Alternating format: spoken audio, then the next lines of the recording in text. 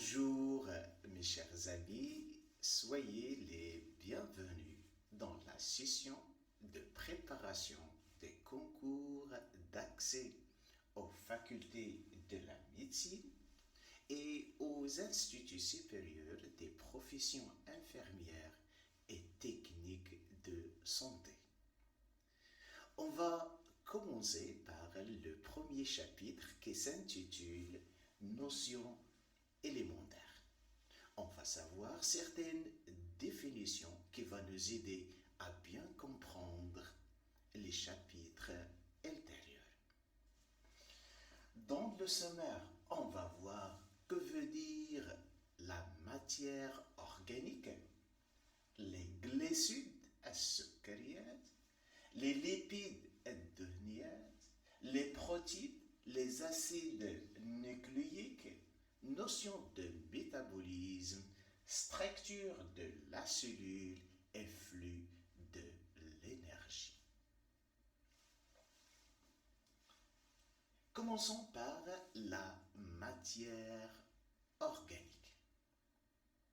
Parlons de la matière organique, c'est un ensemble de substances chimiques complexes et variées fabriquées par les êtres vivants, à savoir les végétaux, c'est-à-dire les plantes, les animaux et les micro-organismes.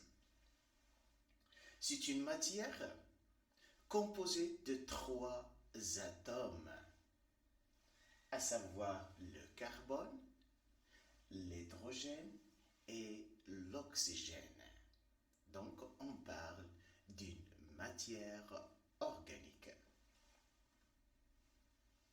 Les glucides, ce sont des molécules organiques, ce sont les sucres.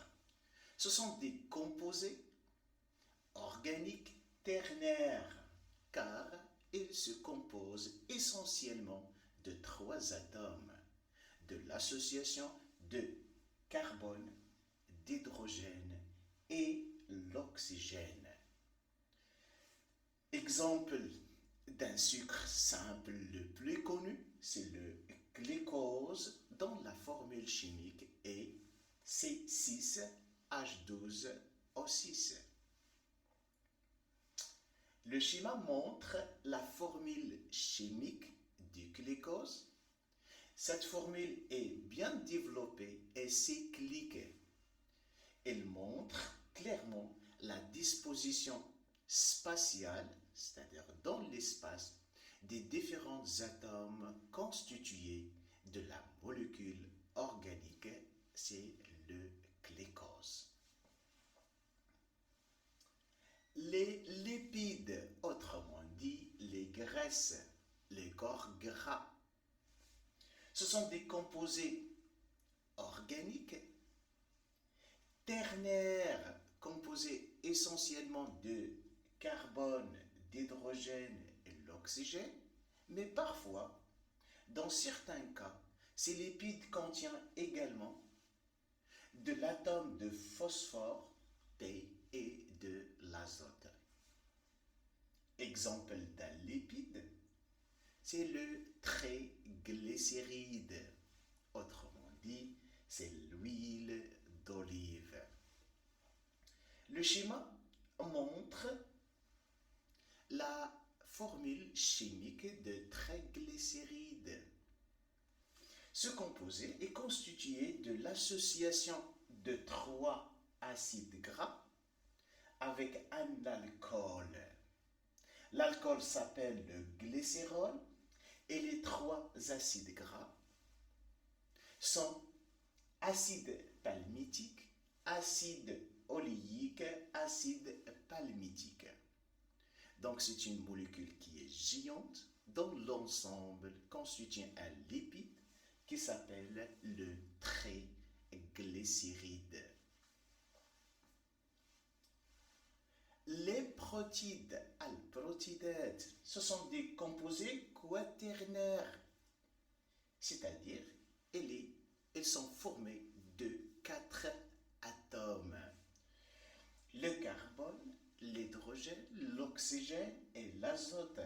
Certaines protides contiennent également le soufre et le phosphore. Généralement, les protides est constitué par un ensemble des acides aminés.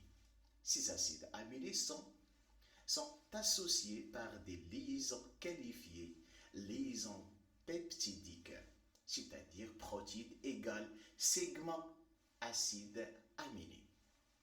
Généralement, on parle de polypeptides lorsque le nombre des acides aminés ne dépasse pas 100 acides aminés, c'est-à-dire le nombre des acides aminés est inférieur à 100.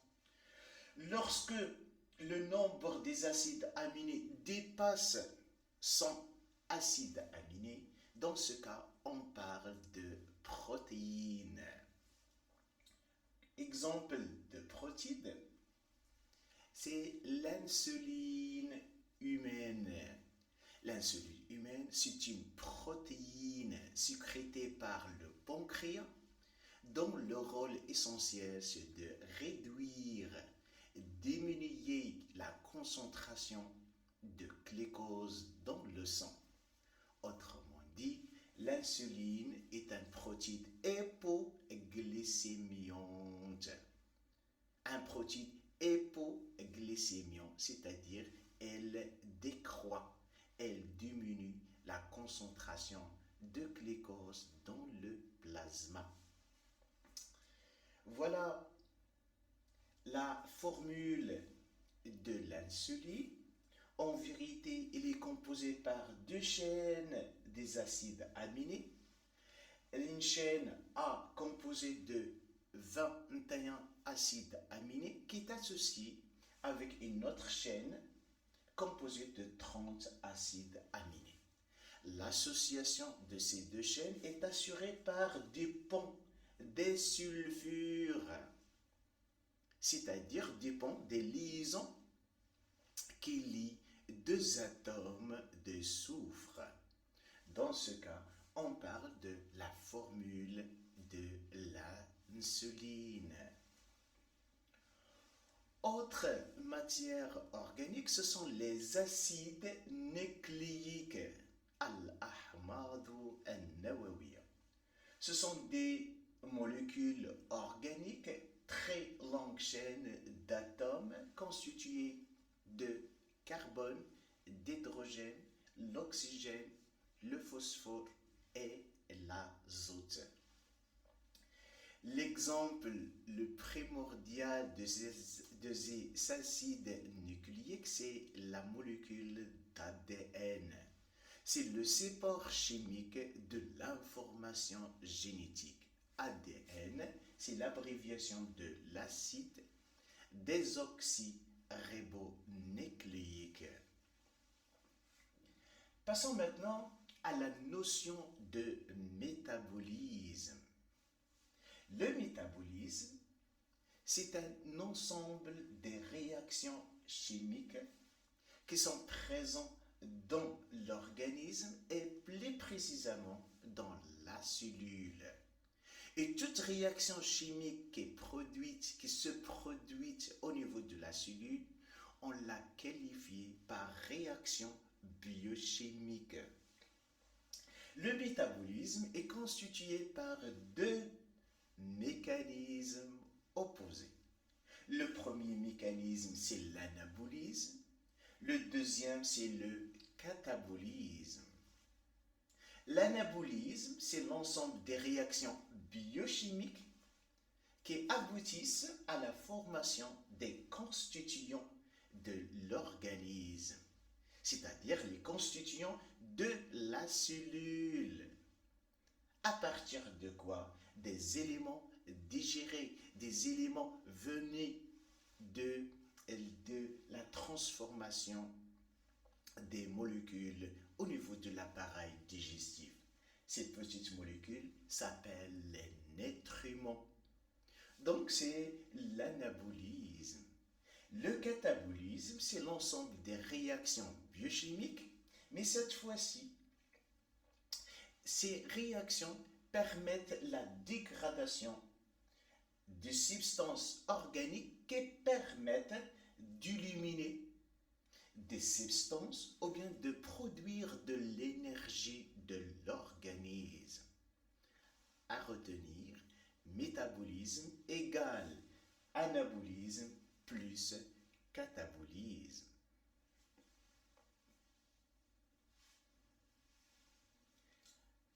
Passons maintenant à la structure de la cellule. Parlons de la cellule. C'est l'unité fondamentale structurale relative à la structure et fonctionnelle relative aux fonctions de quoi? Des organismes vivants. Ces cellules peuvent remplir toutes les fonctions vitales de l'organisme, à savoir le métabolisme, le catabolisme, la reproduction, la croissance, la locomotion, le mouvement. Tout ceci est assuré par cette unité fondamentale de l'organisme, à savoir la cellule. Le schéma montre la structure d'une cellule végétale. La cellule végétale qui a une forme géométrique est délimitée par deux sortes de membranes. Il y a une paroi squelettique et une membrane plasmique qui délimite un ensemble des organites.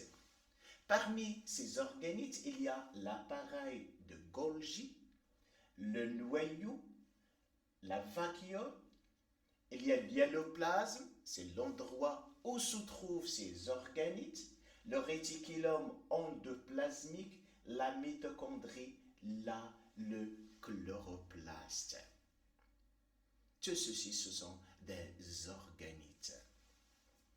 Et selon la structure de la cellule, l'ensemble des êtres vivants se divise en deux grands groupes. Il y a des êtres vivants qualifiés des prokaryotes et les autres sont qualifiés de zookaryotes. Prokaryotes, ce sont des organismes primitifs, unicellulaires, composés d'une seule cellule. Donc l'organisme se résume en une cellule, avec peu d'organites cellulaires, et il ne possède pas une enveloppe, un véritable enveloppe qui entoure le noyau. Ce sont des prokaryotes. Les autres individus, ils sont les eucaryotes. Les eucaryotes, ce sont des organismes bien développés. Ils présentent plus des organites et la chose qui est plus importante chez les eucaryotes, c'est que leurs noyaux, ou bien les noyaux de leurs cellules sont entourés par une membrane qui s'appelle la membrane nucléaire. Donc ce sont des eucaryotes. On va voir maintenant quelles sont les fonctions de chaque organite cellulaire. Commençons par le noyau. Le noyau, c'est le siège ou bien le centre de contrôle de différentes fonctions de la cellule. Le noyau est responsable de la transmission des caractères héréditaires. C'est le siège de l'information génétique de l'organisme. Pour la fonction des ribosomes, c'est tout simplement la synthèse des protéines, la production des protéines. Autrement dit, on parle de la traduction. Réticulum endoplasmique. Ce sont des structures qui transportent les produits, surtout les protéines, produits dans la cellule à d'autres endroits dans la cellule. Ce sont les réticulums endoplasmiques. Appareil de Golgi, c'est un appareil dont sa fonction, c'est la modification post-traductionnelle des protéines. Elle assure la fonction de modifier les protéines produites au niveau de la cellule, de telle façon qu'elle assure d'autres fonctions au niveau de l'organisation, au niveau de la fonction de la cellule. L'appareil de Golgi assure la distribution de ces protéines dans la cellule et à l'extérieur de la cellule grâce à quoi? Grâce à des vésicules spécialisées qualifiées vésicules golgiennes. Golgiennes relatives à l'appareil de Golgi. Les mitochondries, ce sont des structures, ce sont des organites qui libèrent l'énergie contenue dans la matière organique. Donc c'est le siège de l'élaboration de l'énergie. Ce sont des organites qui sont responsables, indispensables pour un phénomène vital de l'organisme, à savoir la respiration cellulaire. L'ésosome est constitué comme un réserve d'enzymes. On parle d'enzymes, on parle des molécules protéiques qui accélèrent la vitesse d'une réaction biochimique.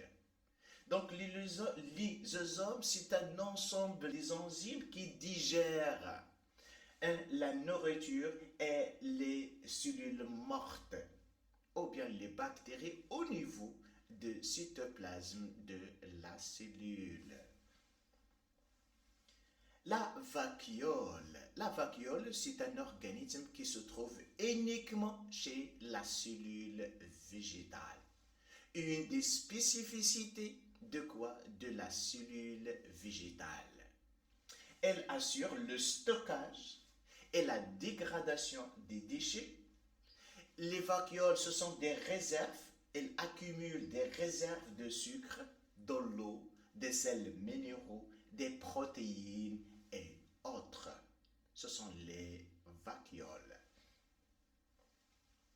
Chloroplaste, une des spécificités de la cellule végétale.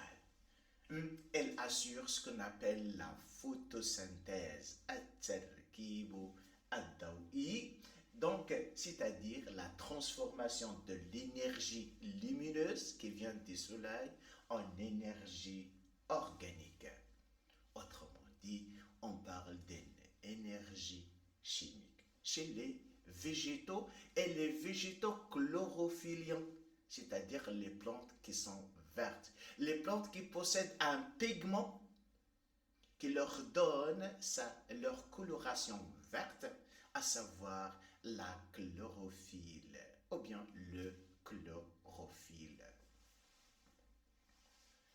La membrane cytoplasmique, c'est celle qui va protéger la cellule et contrôle ce qui entre et ce qui sort de la cellule.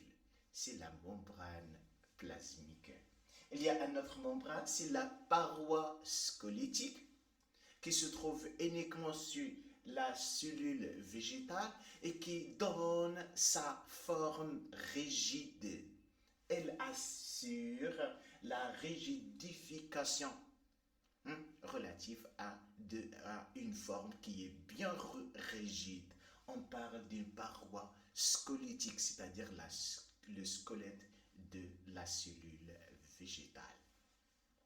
Toujours avec la structure de la cellule, on parle de hyaloplasme ou bien cystole. Quelle est la fonction de ce hyaloplasme?